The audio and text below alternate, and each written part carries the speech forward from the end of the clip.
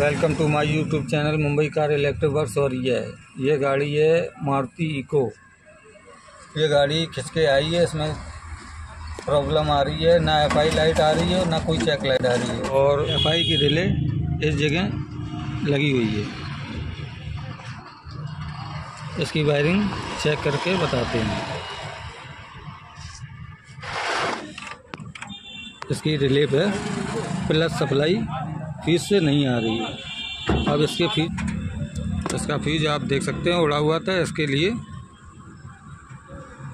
और फ्यूज किस लिए उड़ रहा है ये भी बताते हैं आपको। इसका इग्निशन ऑन करके आपको दिखाते हैं कौन कौन सी लाइट आई या नहीं आई।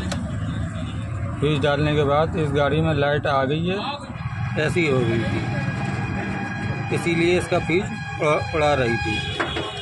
इसमें